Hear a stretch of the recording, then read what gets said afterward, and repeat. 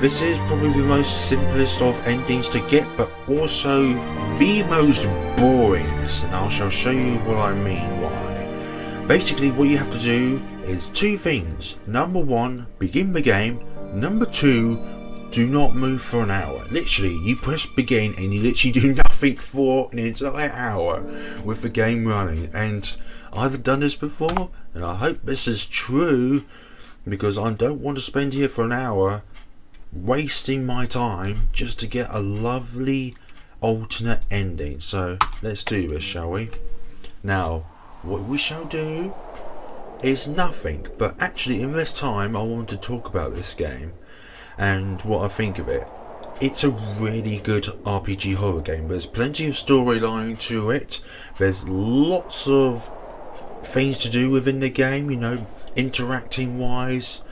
You know, the Black Cat, that played a very surprising element within the alternate ending, where you don't actually need the Black Cat's help in order to A, save, or B, get advice from the Black Cat itself. When, you know, in the other video that I did, literally I didn't even suspect that Black Cat had anything to do with the involvement with the storyline of the witch's house itself. Literally, I had absolutely no idea. But I think this is a very good game. I mean, there's lots and lots of different ways to die. I've just actually did a recording of Mad Father, and I actually said in there, you know, there's not many ways to. Sorry, that's just a little stupid thing I said to say there. There's actually lots of ways that you can end yourself in the witch's house, and that to me makes the game very puzzling but also very good at the same time. I like a game which has a lot of annoying factors within it, like the witch's house, and like Misao, plenty of ways to frustrate you when you die. Every time you die, I mean, in this game, the first time you encounter a death is in that corridor when you when you walk into that pool of blood, and the corridors just squish you. Now, in this game, in the Misao, when I played that game, the way you died is by the first one directly. You just walk literally to the right after you've talked to Nikawara and the library lady. Literally, you walk into that room and you die by touching the formed plant. Now, in the game I'm going to record, I'm recording quite a lot of RPG horror games throughout the summer, because literally I'm nearly finished university now. I've got plenty of time to record games. I'll be recording at least 2 games a day. Every Sunday I'm going to be including 2 RPG horror games, because I like to be home, because the other games that I record on the PS4 and the Wii U and everything console based, it takes so much data on the hard drive and so long to upload onto the internet that I find that it's just not worth trying to upload a video to YouTube at home. So probably 6 days a week I'll go to university to do that, because the connection at university is just so much better. Well, not better, but you can upload videos very, very quickly. Like these RPG horror games, it takes about less than 5 minutes to upload all the data to the internet in order for it to be uploaded to YouTube. Actually, the longest part is YouTube actually interpreting the data. But with RPG horror games, I don't mind rendering it and uploading it, because it takes like hours to upload a video to YouTube using the internet at home. You know what I mean? I don't mind that, because that's why on Sundays I prefer to. Actually, I'm going to do RPG horror Sundays, and the rest of the week I'm just going to be doing lots of random videos, but actually not entirely random. I'm going to be doing lots of games by KOEI games, you know, like Dynasty Warriors, Samurai Warriors, Warriors Orochi, Blade Storm Nightmare, and Taokiden Kimoya, whatever it's called. And also, those are going to be like the main games for my channel, and also RPG horror games. I'll be doing RPG horror games at least 3 times a week, including Sundays. KOEI games, definitely at least 6 videos a week on that, if not very more, probably around 10 or 12 at most per week. What am I trying to think now? Including some other games like Five Nights at Freddy's. I've also been starting doing a Paper Mario series on my YouTube channel, because I like to go back to some of the old games that I used to play when I was much younger. Well, I was a teenager when it came out, but I really enjoyed playing that game, and I wanted to do a playthrough of it for quite a long time. I know the ins and outs of the game, and I like to break down the each episode into its chapters, or into its own segments, because what I've got to now, I've kind of realised this, but at the same time, I don't want my channel to be too broad, but also I do not want it to be too specific.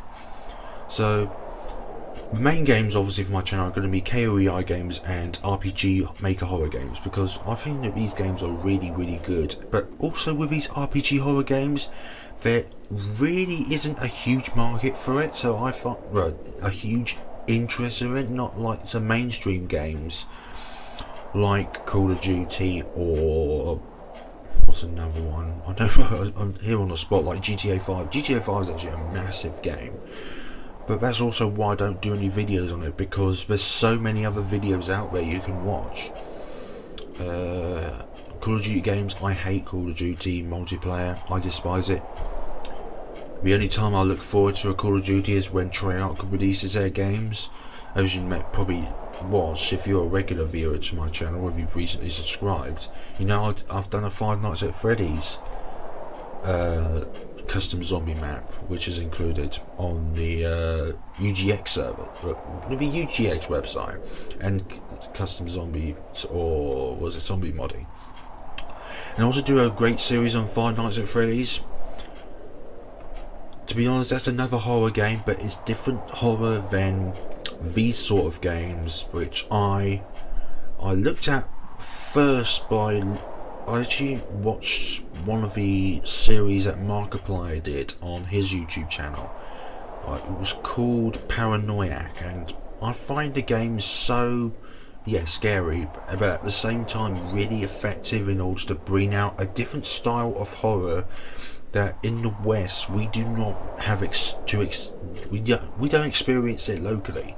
You know, we usually have horror like zombies and everything like that. Was in the Japanese cultured environments, they have completely different sort of horror, like we see in these games. I've played Misao, played this game, and I've also started Mad Father, and I'm also thinking about doing lots of other RPG Maker horror games. As I said, I've got plenty of time this summer. I'll finish my first year at university. I really want to get into uploading as frequently as I can, but at the same time I don't want to spend my entire life just on YouTube, because I have other priorities in life. Like, if I just do YouTube and I don't revise, because I've got an exam at the end of May and also a module to complete at May as well. If I don't separate my focuses out, I'm going to, well, not only am I going to have to restart year one, but also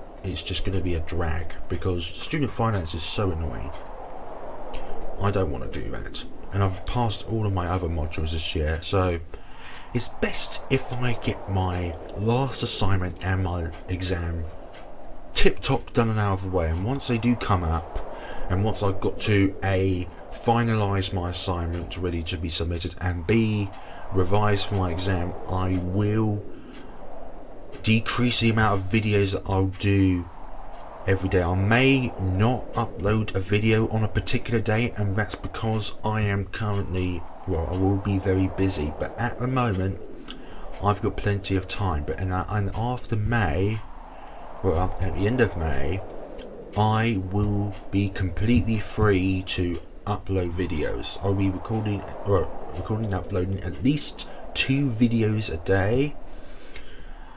So you'll see a mixed bag of KOEI games, RPG Horror Maker games, Nintendo games such as Mario Kart. I'm actually really far behind on that because I wanted to upload the DLC, like cups and the maps and characters. I haven't got round to that because I've been really busy with university, and also I don't want to make Nintendo games my kind of like my anchor for my channel. I want my anchor to be KOEI games and RPG Maker horror games, because I love those two sort of categories, and B, I personally think that they do not have a huge market. I mean, there's not a lot of YouTubers out there, I think, that does sort of games like these mainly for their channels, and that's why I think that's a good opportunity for me to, well, not an opportunity, I really like these games, but also Call of Duty games and first person shooters, they're incredibly dreary. I mean, they're boring, it feels like the same thing comes out every year with Call of Duty. With Grand Theft Auto, I much prefer Grand Theft Auto, and if I ever did a recording on that, it would probably be on multiplayer with some friends, because in that way it's much more fun. I've actually checked out a few YouTubers that do GTA 5 quite recently. I've checked out a guy called Vanos Gaming. He does some excellent YouTube Grand Theft Auto games, and also Gmod games as well. Gmod is something I would do, but A, I don't really have many friends that do Gmod, and B, my computer cannot handle all of the mods that can do it. That's why I prefer much simpler games to record like this. What else is there going to be? Five Nights at Freddy's, yes, I'll talk about that as well. I love that game as well, but one thing I have about Five Nights at Freddy's is that it's incredibly annoying, especially in the third one, where you have to check every single possible location for that blasted spring trap. I mean, I know I'm talking for this hour, but I really do want to actually. Oh, hello, that cat has changed somehow. That cat has changed into a different position. Obviously, that black cat is something to look out for.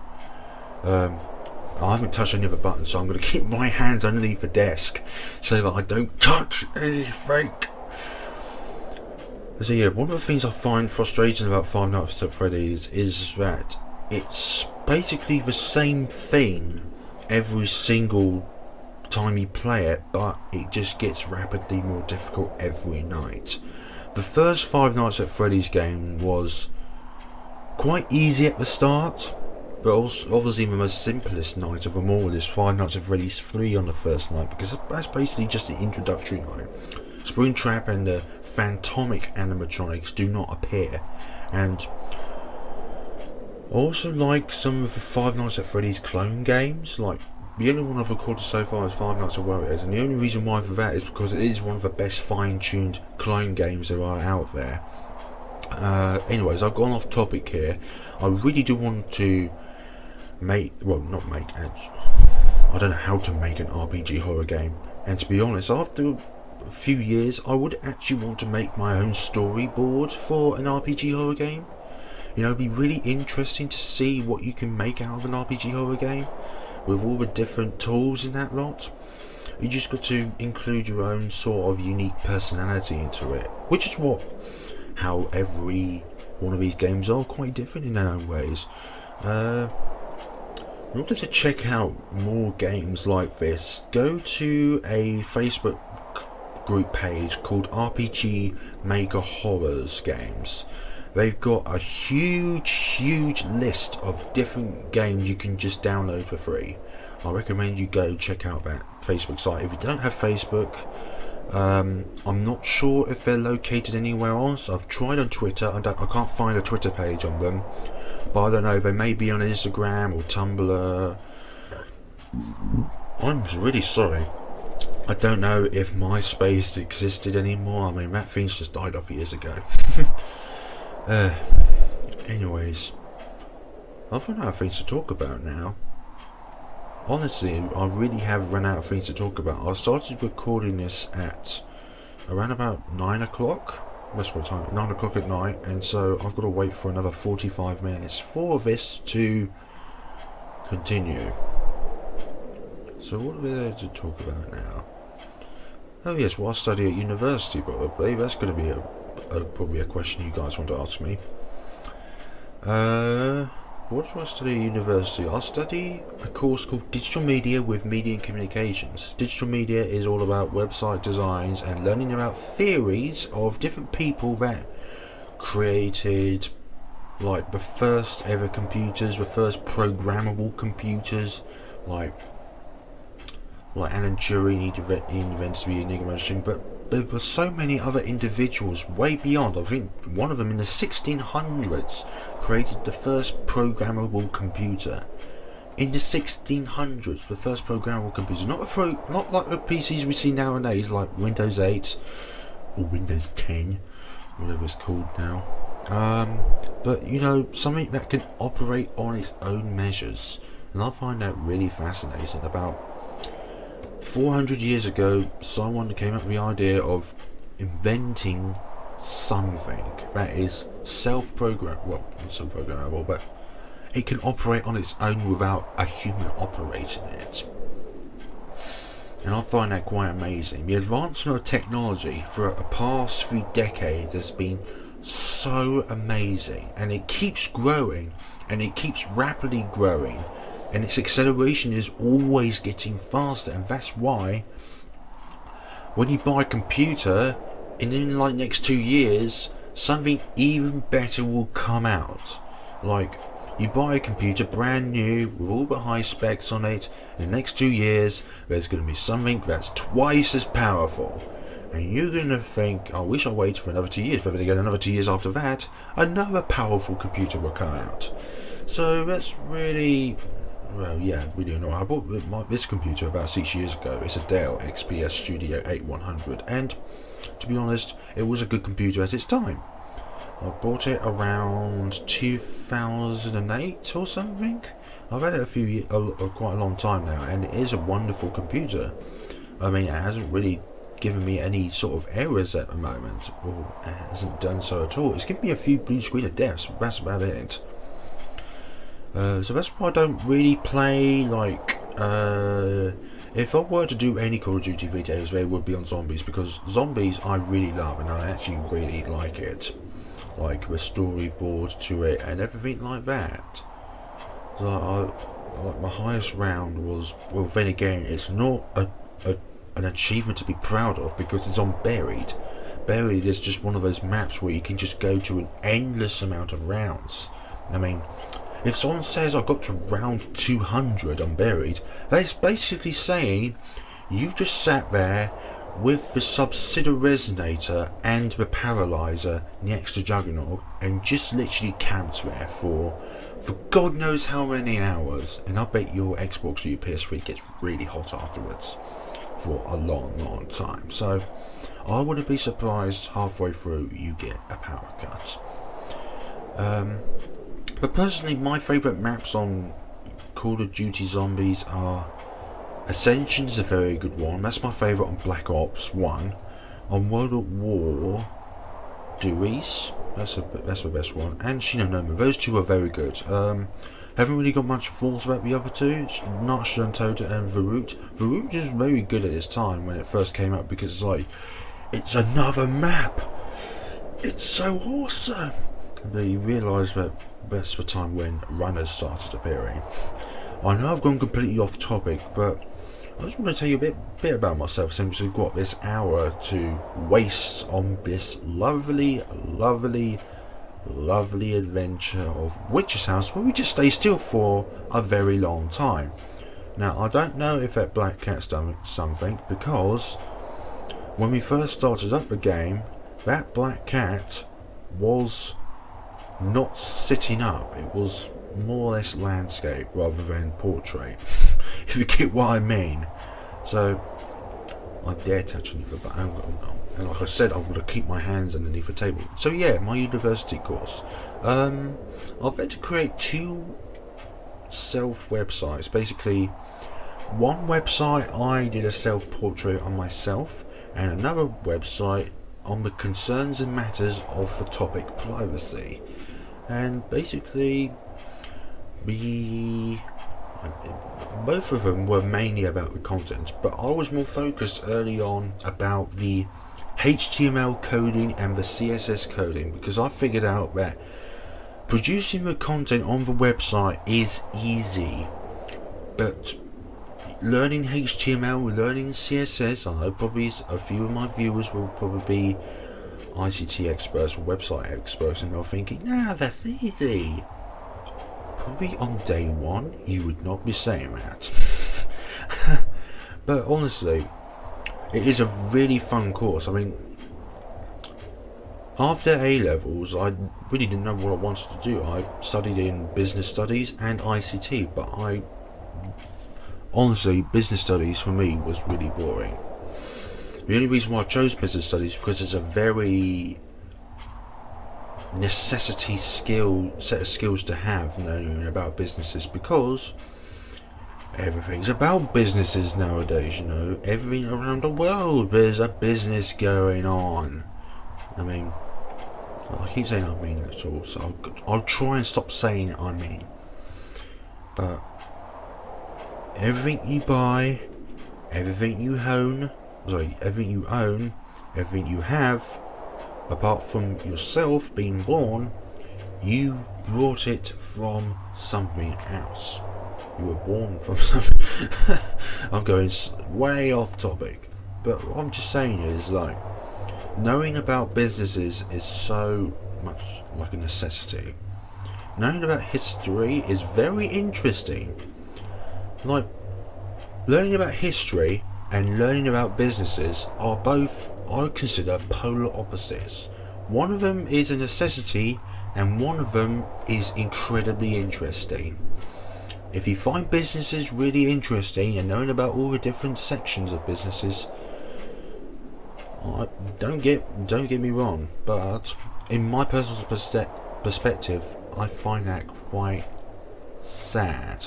I don't have anyone against that or anyone who loves businesses. If you are one of those people right now, I do not mean to take offense to you. I'm really sorry. But I find business learning so kind of boring after a while. It was fun at first, but doing it for 4 years is really dreary. I did it for GCSEs and A levels, and it was quite dreary. I managed to get past that actually overall. GCSEs and A levels. ICT. It was actually a necessity in GCSEs and ICT at my secondary school, and I actually quite liked that because that's like the turning point where I actually started to really enjoy using computers. Because before year 10, I had next to no interest in computers. Like, nowadays, I'm not the man in the house who knows all about computers. If anyone wants to ask me about computers on how to do this or how to do that, I happily help out. I don't have to explain because I just do it. But what else did I talk about? The other side of my university course, media and communications. That's basically talking about different forms of research, different forms of communication methods, different forms of media coverages, different I'm going to keep saying different forms in a sentence, different forms of something, different forms of that, different forms of this. Let's not keep doing that now. But basically you learn about the media and the corruption that is within the media itself. I mean, political corruption is everywhere. I mean, there's just some. I don't have anything against political people, but I have next to no interest in politics. But also at the same time, I have next to no interest in religion. But then again, religion is a very powerful tool. Religion is something that's it's good to have something that you believe in, and I have nothing personal against people who are religion. Honestly, I respect those who are friendly and nice towards me. I mean, I don't care if someone's religious. I don't care if someone has a criminal record. But if people are not nice to me, then obviously I do my best to ignore those people. And basically, ignorance is something that's just too far spread out in the world, and I wish everyone would just sometimes just actually step forward in life and not be an arse for once. I mean, there's just as many nice people as there are nasty people out there, I admit that, but when it comes to understanding people, there is no right or wrong answer, since everyone in this world has their own mindset and they are all completely different. That is just the way of life. You will meet people in life that you will like, and you will meet people in life that you will do not like. You could also use the word hate or despise, but those are kind of strong words. Anyways, okay, the black cat's not done anything yet. So I'll be rambling on now for about 20 to 25 minutes. I'm not sure what else to talk about here. I could literally talk about reasons why we're called KOI games and RPG Maker Horror games, if I haven't done so already. I've only recently discovered RPG Maker Horror games, like just about a year ago or something. I didn't really notice that the genre was there at all in the first place. I knew about RPG games, but I had next to no knowledge that there are RPG games that have a horror sort of element to it. And actually looking at Markiplier's channel, I really do think that that's one of the main reasons why I started up my own YouTube channel. So I find him so inspirational.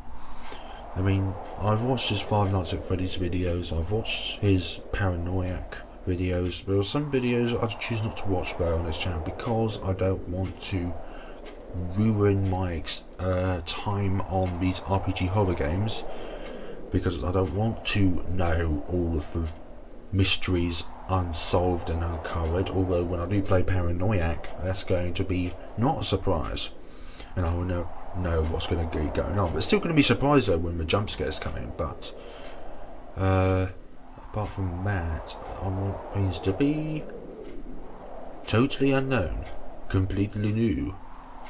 Although saying that, I have also watched.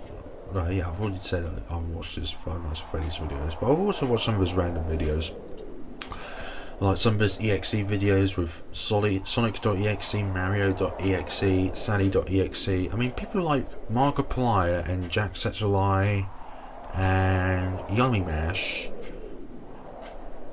really are very benevolent characters. I mean, they do YouTube for the absolute purpose to not only entertain us guys and make us have a laugh, but also for the in-depth knowledge, knowing that they will also get something back from the community. Not just their comments, but also their feelings for them. I was watching his 6 million subscriber video, and it literally did put me in tears, because I didn't start watching Markiplier till like about a year or two ago, and I don't know all of his story, and I've heard some of the comments some of the stuff he says, and I kind of wish I looked back on his early videos to see what he means, because he is a very fun character, and like everyone in life, it doesn't even. PewDiePie started up from absolutely nothing, and look where he is now. Yeah, as I say, YouTubers. I started YouTubing about like 2012 or something. I didn't really do it seriously though, not like now, as a day-to-day basis. I only did YouTube very, very rarely. That's only just because I wanted to do something in my spare time. But I didn't really get into it until like Dynasty Warriors 8 Extreme Legends came out. And that for me was kind of like my turning point, saying I want to do this. I really want to record this game and I want to upload it. But at that time, with the PS3, I did not have an HDMI splitter which has an HDCP kind of like removal, because that, persuadingly enough, prevents you the HDCP part prevents you from recording PS3 with HDMI resolutions. So at first I only recorded in a 480p resolution, and most of my Extreme Legend videos of Dynasty Warriors 8 are not good graphics at all. It was like I only started recording good quality videos when the DLCs came out. So I've been talking a lot, and it gets me quite jokey after a while. But you know, as I said, I've only really started doing YouTube quite seriously like a year ago, when I started doing Dynasty Warriors 8 Extreme Legends. But I also do a lot of videos on Warriors Origin 3 and nowadays Samurai Warriors 4. And I shall be doing videos soon on Bladestorm Nightmare, and when it comes out, Talkedan Kimoye. I'm not sure how to pronounce these names properly, but because they're mostly Japanese based games and they have their own ways of saying things. Obviously it means the same thing, but how to say them is really different. Anyway, did I say there's 2 points? I'm not sure. Yeah, A, they have a different style of speaking, and B, their sort of way of kind of like presenting a game in its own form is quite unique. Because, like, I was expecting, as Samurai Warriors is based around the warring era periods, to be more populated within KOEI than the Dynasty Warrior games, because that's within the Japanese era of the Chinese era, of Romance of the Three Kingdoms, and before events and after events.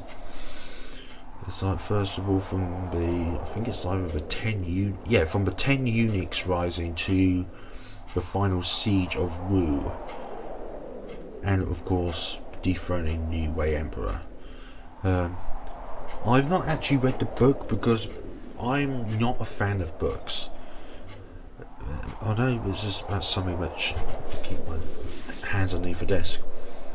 One of the main reasons why I don't like books is because I love pictures. I love to emphasize something using an image than just big block plain text, because that's something that really kind of drives away the story of an article or a book, when it just has text with nothing to reinforce or emphasize with it. Because that, for me, is my learning style. Is you look at text, well, basically if you put everything together, so sound, text and images, that is basically my way of learning things in life. You know, you see it, you hear it, you incorporate with it, or you just interpret it using all those three things. And just by looking at text alone, it just doesn't give me a clear picture in my head of what it is that it's trying to tell me. Some of my voice is going to be a little bit negative. I've been talking for about half an hour now, and sometimes when I talk a lot, my voice gets a bit sore. And when you talk a lot, it kind of downs your voice quite a bit. So, what's it now to do? We've got half an hour left. We're basically halfway through it and I've nothing left to talk about, honestly. Oh yeah, I did say about reasons why I upload on YouTube. Yes. Somebody's probably at the door, and that's why the dogs are barking mad. Oh yeah, I can talk about my dogs actually. I've got 3 Jack Russell Terriers. Oh, incredibly cute little things. 2 of them are rescues. I despise anyone who badly treats any animals, really, particularly dogs. But that's just because I have 3 dogs at my own. But all dogs want to do is to be loved and to give love back. And when I see a dog who's tied up or something, it just makes me feel really sad. Anyway, I don't want this to be a sad video, but I'm just saying that, you know, there are just as many bad people as there are good people in the world, and I don't want to say what would happen if I saw someone tie up a dog or something, or badly treat a dog, because that's just something that's off topic. But I hate any sort of cruelty. I mean, I do play a lot of violent games, but those are games. The way you interpret games is not the game's fault. It's you for playing the game and interpret it wrongly so that you think it is an actual real life event. I mean, you can't just suddenly pull out a magical sword or something because you've seen it in a game and you think, that's real. I wonder if I can do that if I learn those magical arts. And also you hear these stories on the news about people reenacting Grand Theft Auto events. And I find that parents don't see the obvious point that if you give your child a game that you know is violent, why are you surprised that they think that they will enact those acts that they see on those Grand Theft Auto games? I mean, they can understand how to play the game, but the content in it, almost none of it, should not be exposed to a child. I'm just saying that now. Any parent who's watching this, or any parent who knows that they should not buy games for their children which they know is not suitable for them, you know, I've had to wait quite a long time to play a game like these because I do not want to be exposed to scary things when I was too young. I know, but not all kind of, I would say not all like 15 rated games are incredibly scary though. I must say that, but also at the same time, 18 plus games are rated 18 plus games for a reason. And the reasons is very simple. Look at reviews, look at people's comments, look on the cover of the game itself. Just get a clear idea of what it is. Like, I was in game the other day, one of the gaming shops in the UK, and literally a child went up to me and said, "Can you buy Dying Light for me? I'll give you the cash for it, but can you buy Dying Light for me?" My mum won't let me buy it for me, and I said to this kid, "If your mum won't let you buy it, then I won't buy it for you either." The kid ran off crying, and that's happened to me quite a few times on different games. It's like another child came up to me and said, "Can you buy Modern Warfare 3 for me, please? My mum won't buy it for me." Look, I've been waiting for a long time to actually buy it myself. It's an 18-year-old game, but actually at the time, I quite like Modern Warfare 3. It's actually one of those games which I actually do not mind playing over and over again. Particularly the, what's the survival mode on it? I'm not sure what the survival mode is called, but I actually really do like that, especially when the Juggernauts came in.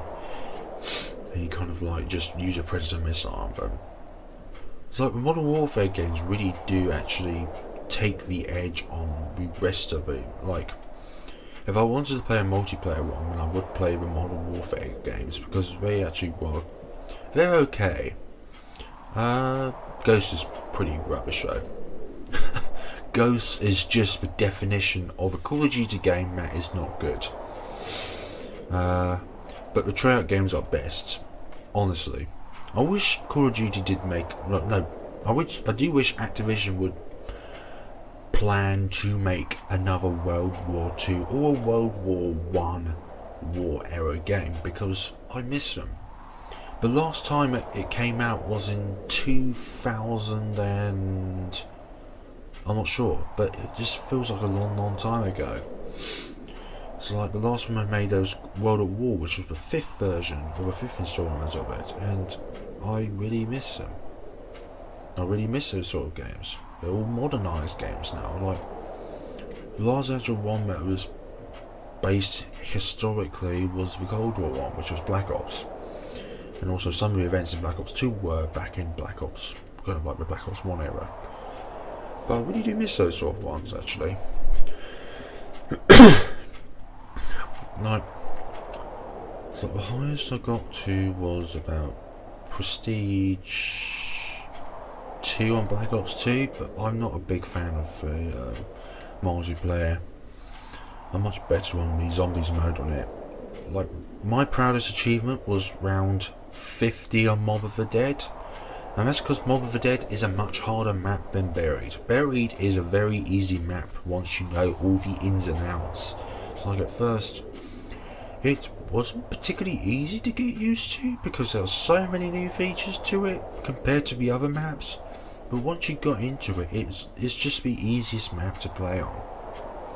That and Die-Wise is another easy map as well, but on the PS3 sometimes it has like a sound error on it which doesn't allow you to hear the sound properly, and it just has like a crackling sound on it. I don't know if anyone else has experienced that actually, because that is a very irritating thing that happens to me quite a lot if I do play Die-Rise. And also the reason why I don't record zombies on the PS3 is because it doesn't pick up the video footage properly. Like, sometimes it just distorts out really badly. Like, the video is just pixelated and distorted and horrible. And also other times it just automatically stops recording. Like, you're there halfway through a challenge, for example, because I wanted to do a submachine gun challenge on it, and literally the software just did not incorporate the video footage anymore because there was just too much distortion within the actual video footage. But the gameplay was still recording absolutely fine. Not recording. The actual footage on the TV itself, that was still absolutely fine, but when it came to the actual looking at the MP4 file, it did not do anything. Like, it's like you got like about 5 minutes worth of footage of it all being distorted, and it never used to do that to me when I played Dynasty Warriors Extreme Legends. I mean, that game was actually really easy to record when once I got the HDMI splitter for it. Actually, since I've mentioned that quite a lot, I'll probably leave a link in the description below for any PS3 users who want to record in HDMI. With the PS4 actually, you don't need one because you can actually disable that HDCP setting. But if you do disable it, you can't watch any Blu-rays or any DVDs for that matter, because you can't record. I don't know what those legislations are all about, but you can't actually record anything that's a film.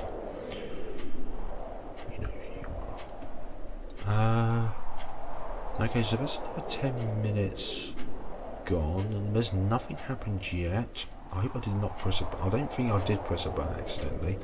I just pressed entered, and that was it. So, what is there to do for the next 20 minutes? I've literally talked about a lot of different things. And I keep going off topic as to why I record you on YouTube. I wanted some sort of dedication to do to my life, because apart from university work, I don't have a huge amount of responsibilities in my life. I mean, yes, walking the 3 dogs, for example. I like walking with dogs. Dogs are amazing creatures. Without dogs, we would be still picking berries out of bushes. Dogs are that amazing. If you know what I mean by dogs, I mean they're just amazing creatures. I used to be completely terrified of dogs. I mean, I had a really bad nightmare once where I was just eaten by a dog. Not feeling any pain, but just like a dog just came up to me and went, and my dream just ended. Or not a dream, it's a nightmare. A dream like that is not a dream. It's horrible. But then we got a puppy one day, and I started actually not being afraid of dogs. You know, I was still very edgy about dogs, but I think if you're very scared of dogs, the best way to actually grow to like dogs is by having a very small puppy, because they're next to harmless, really, as long as you don't get in their mouth, that is. Because once I got particularly Jack Russells, they're very playful. very, very playful, and you don't want to get accidentally into their mouths. Like if you're playing a toy with them or a tennis ball, for example, you don't want to get into their mouths at all. Although, if they love you enough, then they will not mean to do that. It's excitement, really. It's the excitement of playing with you that sometimes you can get out of hand because you may get too engrossed and too involved with it, and well, with stuff like that, it's very nice. Yeah, I don't want to talk about dogs anymore because of the world being annoying. The world we live in is very annoying, and this game's very annoying because it won't give me any. I mean, if it goes past 10 o'clock and nothing appears, I will just literally say that I've either not got the most late up-to-date version. I think I do actually, because I saw on the wiki page that those 4 dolls that appeared just before you got into the tree room, or the outside section which has an elder tree, the previous versions, the actual heads of the dolls do not rotate at all. That looks at when they look at you the first time that you actually go through that door. And so the other versions do not have those rotating heads. Although 1.07, I think it's the latest version, this version does have the rotating heads, and we saw that. But I'm not sure if this is the absolute latest version, because the absolute latest version is the only one which has this other ending to the game. But I am not sure if I do have the latest version. But we shall find out in due course if we do, or if we don't, when we've just wasted an hour. But then I'll just come back to whenever it finishes, or when a piece of dialogue comes up. I'm not sure what will happen. I literally have not watched any videos as to what happens after you wait for an hour. It is just going to be a complete mystery to me, just like everything else in this game. And we'll just see them out. I record RPG horror games because I find them all very interesting. I mean, look at Markiplier's channel on Paranoiac. That's like the only video I've watched, or the only series of videos I've watched. Really bring about a unique set of characteristics to a game, which you can't really find on any other game, particularly on the mainstream games, which were just too focused on the game. Like these are, yeah, they're focused on the game, but also they have their own unique personalities and characteristics involved, since they're created by one or a few individuals. And that's the thing about individualized games that's created by only a few people, is that they're very niche and that they're very got their own sort of characteristics with them. Whilst in mainstream games like Call of Duty and stuff that lot, that sort of characteristics dies after the first few games. But if it was like ever a sequel to The Witch's House or Misao or The Mad Father, I'm not sure if it will ever be a sequel to them, but actually I think the most likely game to have a sequel would be Misao, because that left off with so many questions left involved. Like after what happened to Misao and the playable character, you know, what happened to the souls that were lost or that were kept in the other world, you know, like I'm trying to remember the characters now. Satome, Kudo, who's that? Oh, Yoshino. Who's that boy that? Oh, Toma. I wonder what happened to all those characters that that were left behind in the other world. I wonder what happened to Misao in the end. You know, that is a game that definitely has potential to have a sequel to it. Definitely not a prequel though, because there's no way you can make a prequel from that. Although I think that out of all of them, The Witch's House is most likely to have some sort of prequel, because we don't see in form of excuse me, how Eleanor and Viola actually switched bodies in the first place. You know, we could play as Eleanor and, you know, have her sort of like character play, where we travel around somewheres with this illness and we can't find a cure at all. So obviously the Eleanor character turned to the demon in order to suggest some sort of release of the curse that she has. Well, not curse, but this incurable disease. I'm not sure what the disease is called. I didn't write it down, I think, but it's like an incurable disease that continues to infect her body, and the only way you can actually suppress the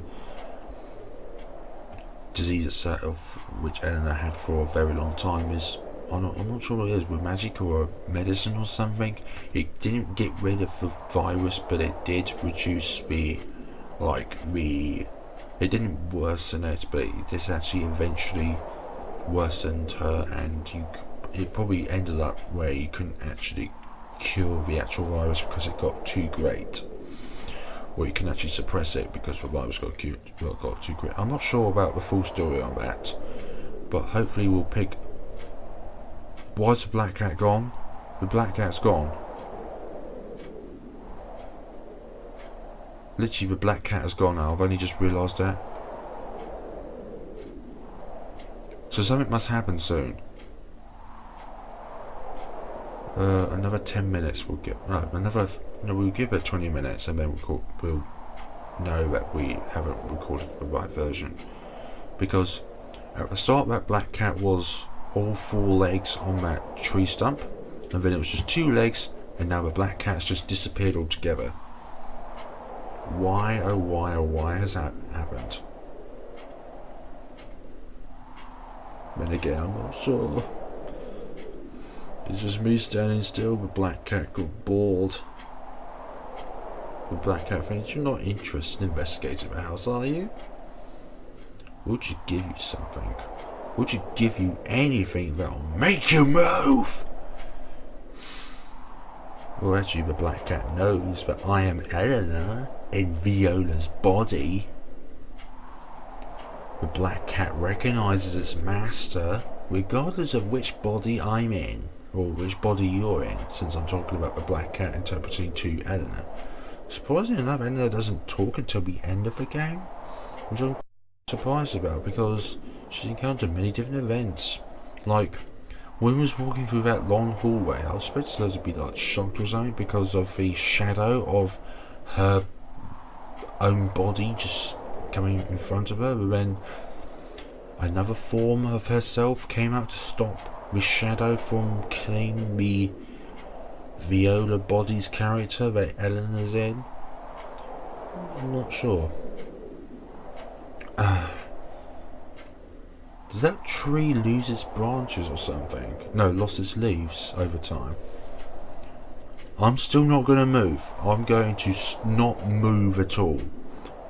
I have no idea what happens, but hopefully something will give me a major indication as to what's going to happen. What's going to happen? It'll say stay still for an hour, but this is just dragging on now. I've run out of things to talk about. This is just really boring. I hope this ending is worth it. I'm going to spend a bit of time looking at the ending itself, if there is one, because this is really dragging on now. I recorded the second part of Mad Father, and also another game I'll be looking to do after this game, and some point during the later half of my section of my playlist of Mad Father is Eep, because that's another excellent horror game that I've heard about.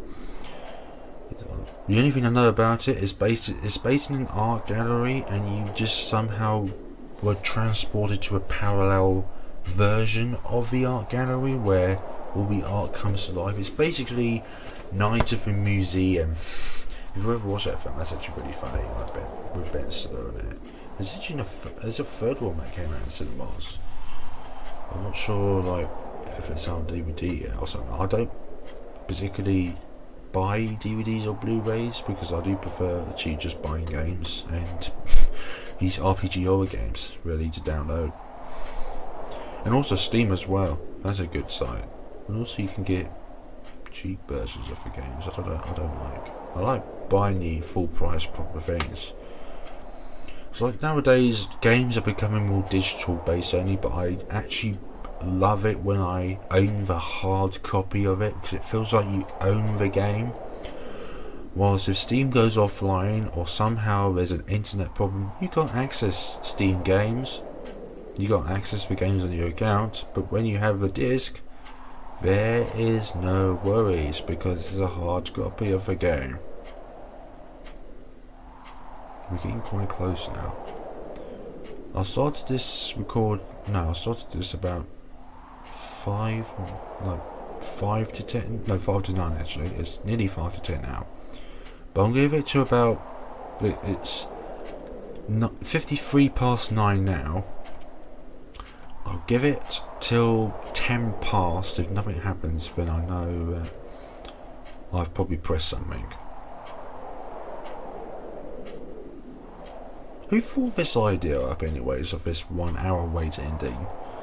You know, it's just a really dreary ending and it just makes people depressed about doing it.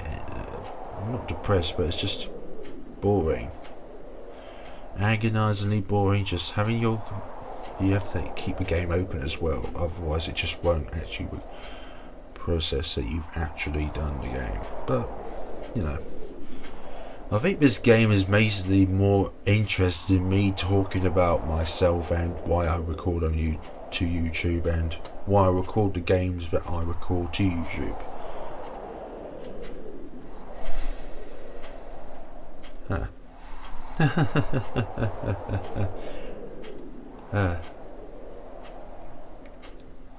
I don't know. What else to talk about now?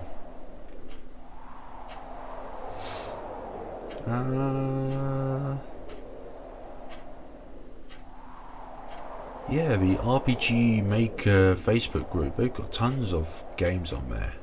Not just RPG horror games, but also a few other games as well, a few different varieties of games. What's going to happen? Well, the black cat disappeared, so the black cat must reappear or something to know that I've waited for an hour and something's going to happen. I'm not going to move. I'm content to not move at all because I feel like something's going to kill me. I'm going to look at the screen to see if there's anything different. And also with The Witch's House, you can only either record on a very small screen. No, you can only look at the game from a very small screen or full view.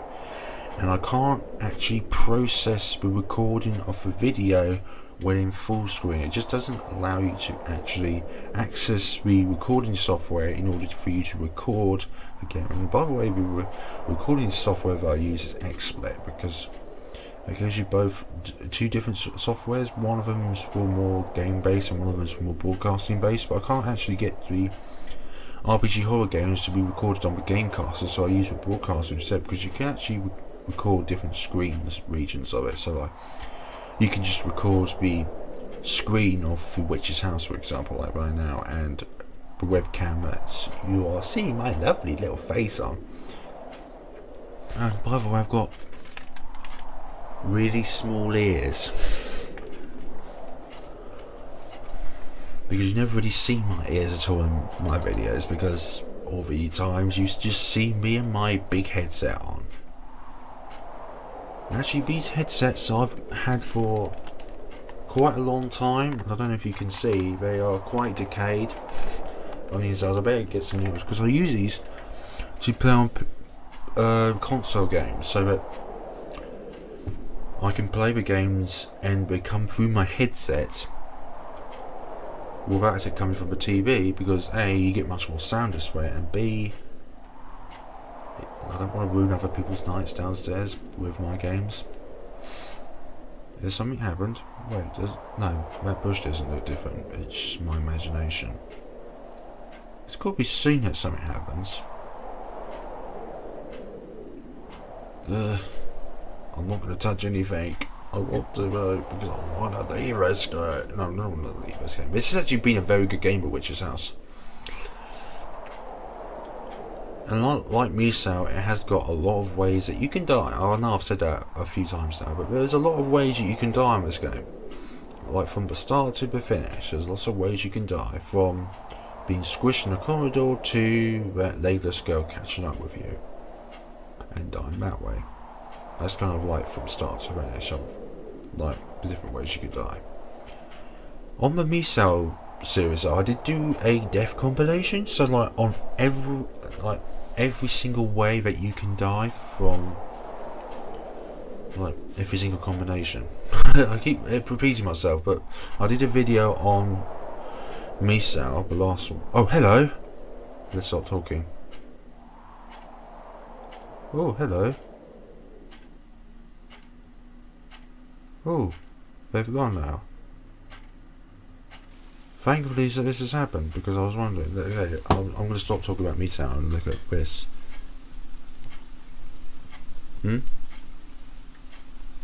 Do I dare move? Okay, I can move.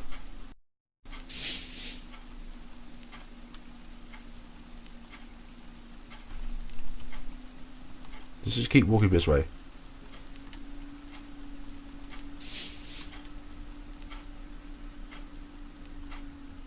And I hope I've done this right. What? Did I miss something?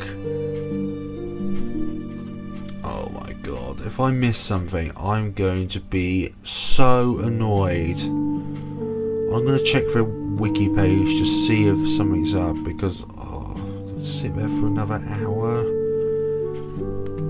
I probably did miss something. I'll be back really quickly. Well, not learn how to, but you can learn more things about the game, and also witch's magic will disappear in due course, so I need to sit with this for another hour. I'll be right back in an hour's time. I'll see you guys in a moment. Ah, here we go. Good. We're back here now in this thing. Now this time we go back to where we were beforehand. Oh, we can't.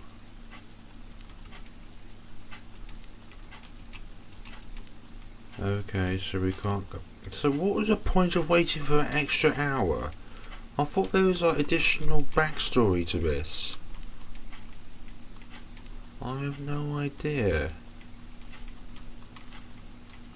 Is this meaning that I just wasted another hour of doing this story?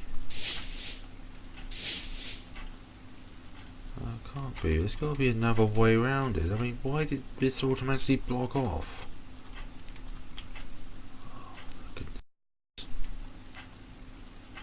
I want to check this out before something bad happens. I'll be right back, because I'm not going to waste another hour knowing that there's something secret behind all this. Okay, I'm back.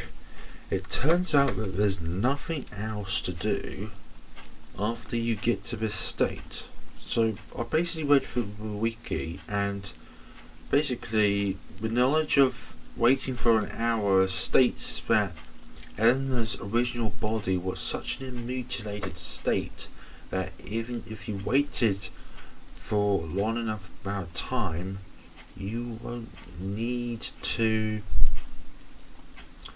go into the house, because Viola would die eventually. So, and also there are some things in this I've missed out, but I don't really want to play through the game again in order to see through it. So I don't know, I may play through it another time just to see what it is. But technically there is nothing else to do. I go back here and it's end. just like that. That is the conundrum to that ending there. So let me just see one more time, because there's one video that I watched that states about some books that were in the library that I couldn't access beforehand. So I'm just going to go there now and see what's what. Okay, so apparently there are two other things that I can do in this game. Number one, when I've acquired the true ending, I can go back to the library and the funny story is changed to Ellen. And also, you know that hallway with a distraction on? Well, if you don't read the notes, you won't actually die from it. So what I'm going to do is I'm going to go back to my save here and go back to the library and read that book, because this is a bloody hell. I forgot that window was not broken. So let's go this way. And hi there. No, I'll be back.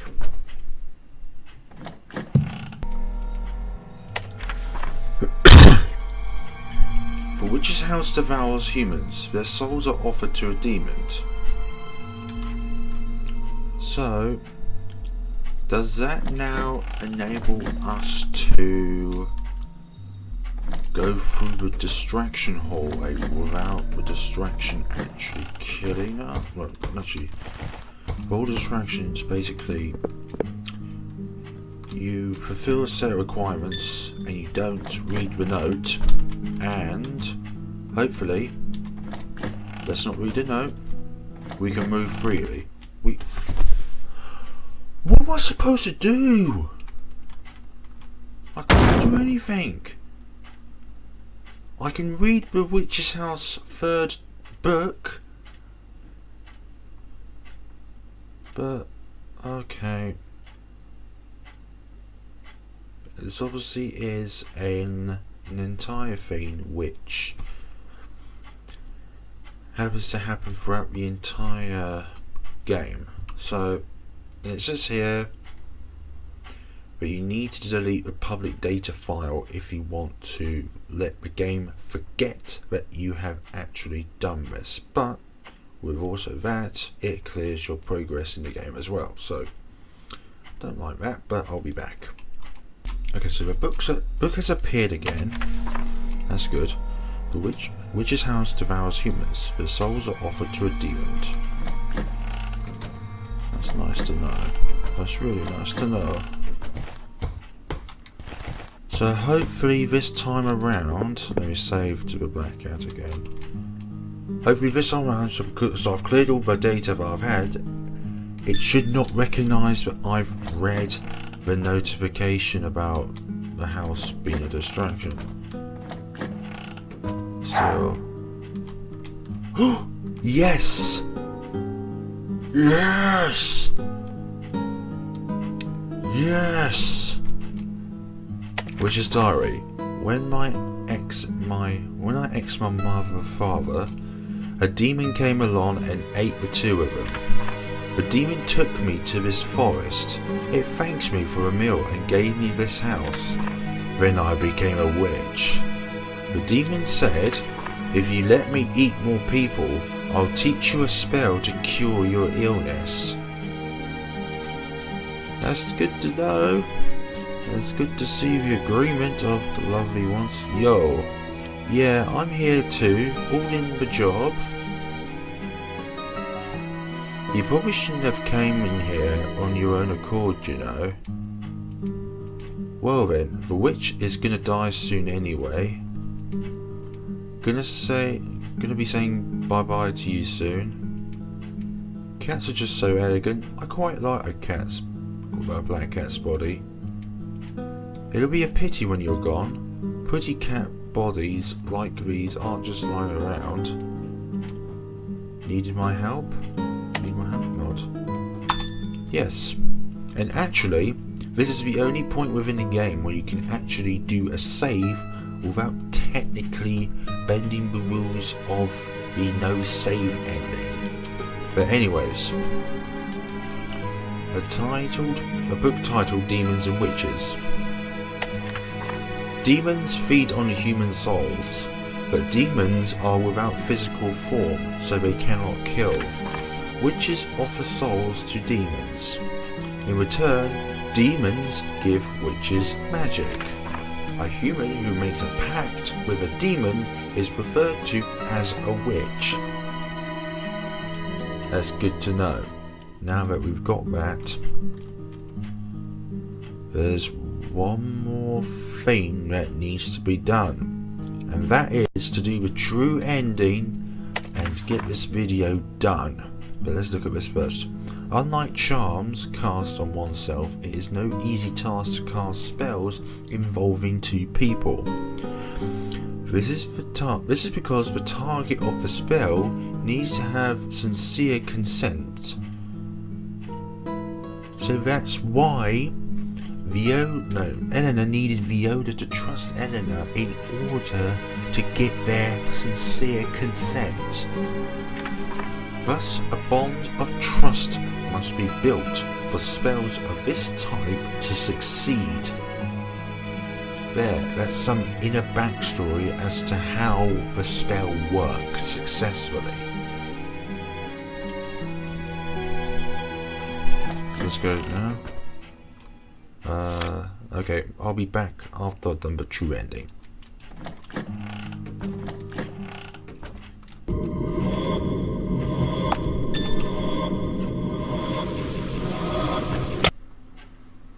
So I've just accomplished the true ending, and it stated somewhere that it should be flagged.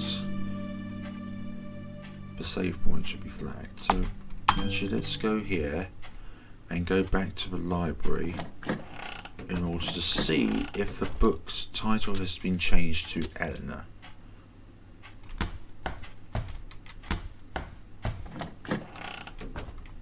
Because the true ending has been achieved. I've just done it. So I'll be right back when we get to the library.